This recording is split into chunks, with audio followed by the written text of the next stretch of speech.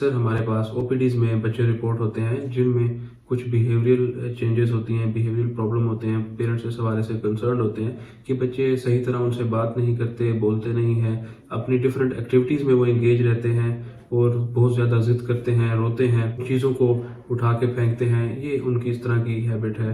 तो इस हवाले से अब क्या करना चाहिए, इसके हवाले से आप हमें हल बताएं। तो मैंने सोचा इस हवाले से वीडियो बना दी जाए ताकि बाकी देखने वालों को भी ज़रूर बेनिफिट हो। Working as a child physician in Rawalpindi Islamabad, कोई भी कंसर्न्स हैं, क्यूरीज हैं, आप ऑनलाइन अपॉइंटमेंट लेना चाह रहे हैं या फिजिकल चेकअप के हवाले से आप इंटरेस्टेड हैं, तो इन दिए गए व्हाट्सएप नंबर पे आप कॉन्टैक्ट कर सकते हैं। अपने बच्चों में ये इलामात आ रही हैं तो आपको ज़रूर कॉन्शियस हो जाना चाहिए। से बात नहीं करते, बोल नहीं रहे होते, चीज़ों में वो पार्टिसिपेट नहीं करते, उनकी जो स्कूल एक्टिविटीज़ हैं वो पुअर होती हैं, और घर में भी अगर आप उनको कोई टास्क दें, आप उनको काम कहें तो वो सही तरह परफॉर्म नहीं कर रहे होते।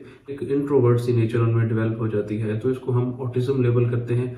ये खालिसतन बिहेवियरल चेंज है। जब तक कि इसको रूटीन में आप कवर कर लें तो ये बिहेवियरल चेंज है, तो बिहेवियरल अडाप्टेशन से ही इसको ठीक करना होता है। इसमें कोई ऐसा ब्रेन इन्वॉल्वमेंट नहीं होती। आप इस सवाल से परेशान ना हो कि ये कोई दिमागी प्रॉब्लम नहीं है। जो इन तमाम चीज़ों की वजह बन रही होती है वो स्क्रीन टाइम है।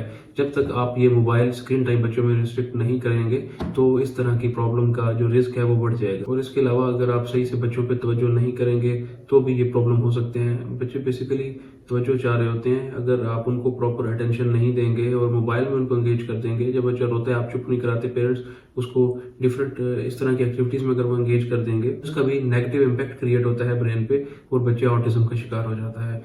कुछ कंडीशन में बाज़ औक़ात ये जनियाती बीमारी भी होती है, जीन लिंक भी होती है, लेकिन ज़्यादातर देखा गया है कि ज़्यादातर ये बिहेवियरल प्रॉब्लम की वजह से होती है।